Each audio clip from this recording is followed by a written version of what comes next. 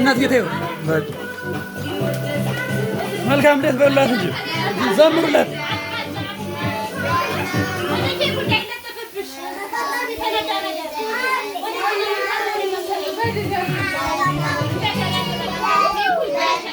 እንደገና እንበል እንደገና